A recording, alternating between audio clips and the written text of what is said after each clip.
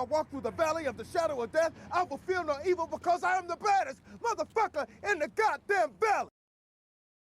How y'all doing? As being a man of my word, I am back to do a review on the Marines documentary series on Netflix. And with it being getting close to the Marine Corps birthday here in a couple days, that being November 10th, if you didn't know, November 10th, 1775. As a Marine, they'll tell you one thing you'll never forget. Um, yeah, that's coming up, and I also advise you, if you've never been to a Marine Corps ball, see if you can get into one. If you bring a toys for the Toys for Tot drive, more than likely they'll let you in to watch the festivities, the pageantry, um, the cake ceremony, and yeah, they'll probably let you in or ask a friend to get you in. And yeah, it's if you haven't seen it, you definitely need to. Um, Another thing cool about the Marine Corps Ball, as the fat electrician has said, it is the beginning of the holidays. So, uh, yeah, yeah, and it's a fun time. It really is a good time. Yeah. So, I haven't watched this, but just the talk of it, the buzz of it's pretty good. So, I knew that there was a couple really heavy hitters in there. I haven't looked to see which ones, but yeah. So with that being said, we'll get into it here.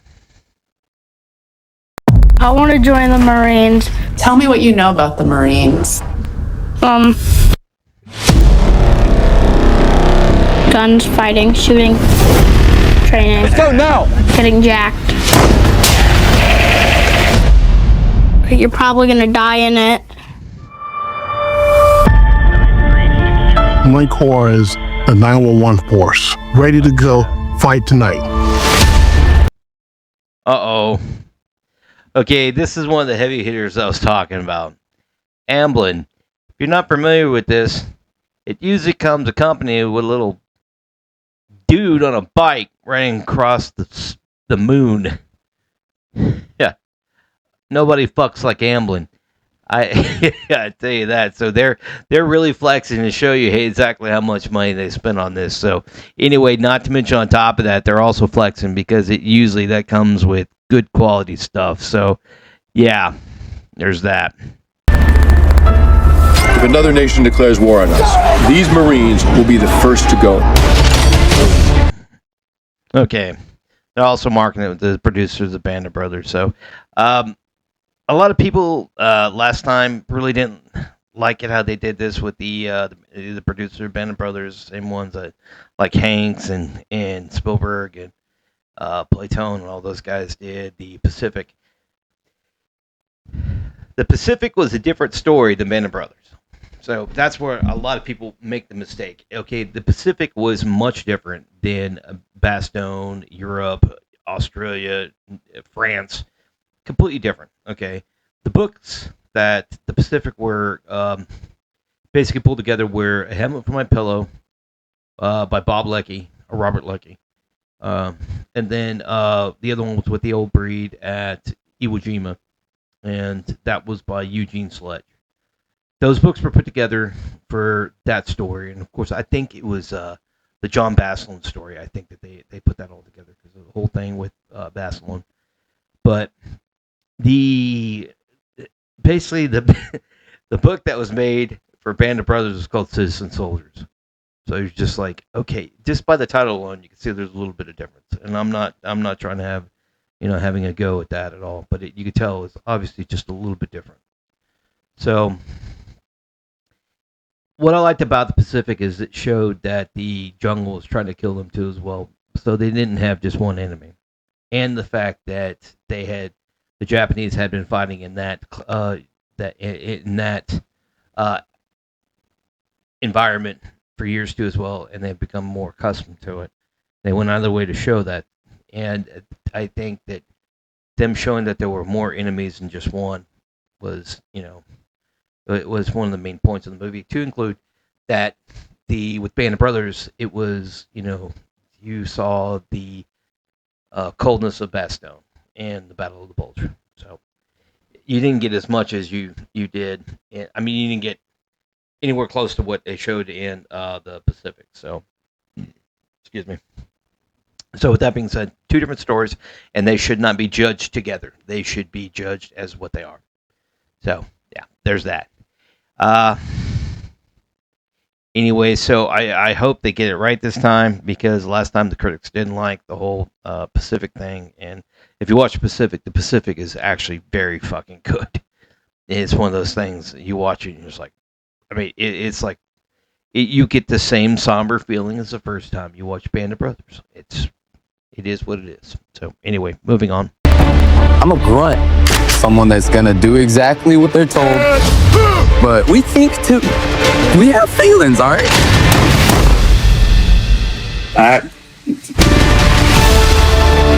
We're gonna be. Okay, that is an LHD. I'm not too sure which one, and I wouldn't want to get it right because I don't want to give any of the names away. But that is an LHD or an LHA. I can't tell. If you could look above it, you could see it a lot better. But from this frame, you can't see. LHDs are the ones that carry all the whole complete MU package. So the helicopter you see on the left, that is a CH-53. And I think there's a mic version now. I'm not sure. But that is going to be the heavy helicopter that goes out with the MUs. The next one, and those squadrons are called HMH, which is Helicopter Marine Heavy. Next ones are going to be the medium, so your HMM, so Helicopter Marine Medium. I think that's what they call them. I think with the Osprey, they may have given them a different name. I'm not sure, but it's what the old 46s used to be. So the medium, and the next is going to be your Helicopter Marine Light Attack, so HMLA. And that's going to be what you have on an aircraft, I mean not an aircraft carrier, but just a LHD carrier such as this.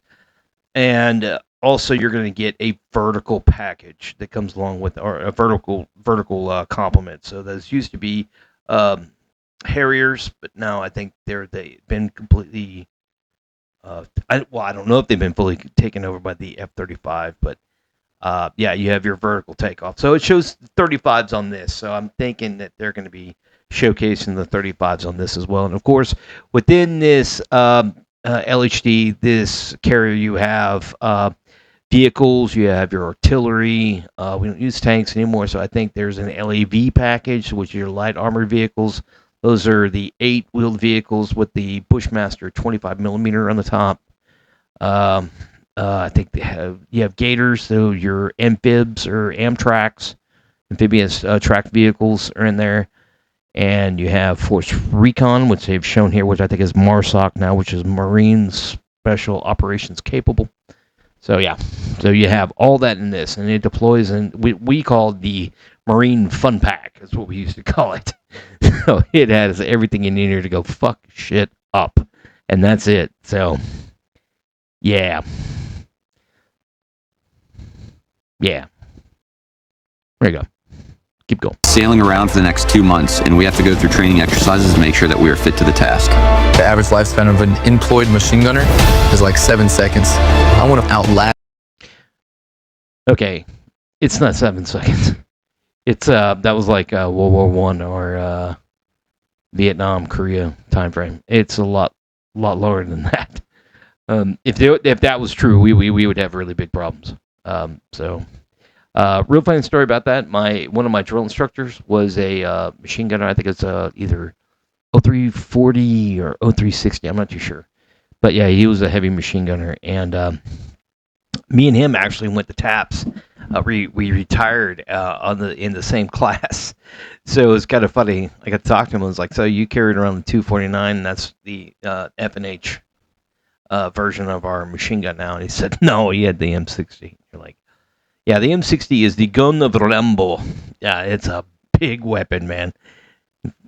Yeah, but he said, yeah, that was the weapon he used, and he was every bit a Marine. You looked at him, you're just like, yeah, he looked like a Marine. He retired as a sergeant major. Yeah, Sergeant Major Corville.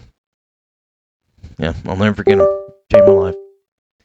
Anyway, moving on. Moving on. That's 7 seconds. The training that the U.S. military does is extremely dangerous. You got to think that the adversaries out there are doing the same thing. Yeah. They are practicing right now to kill you. They big part of you wants that conflict. You want to know that you have what it takes. After a while, it really just becomes about your boys. I didn't realize that until I started losing friends, because unfortunately I have.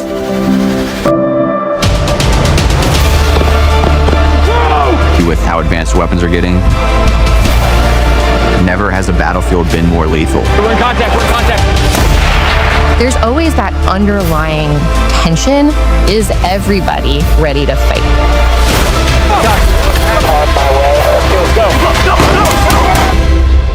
I can't think of anybody to be more ready.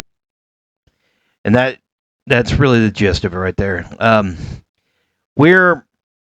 Marines are a little bit different. We're trained with a little bit more of a swagger, and we actually, and it's not an actually, we truthfully believe this. We agree with this. What he just said. There's nobody ready.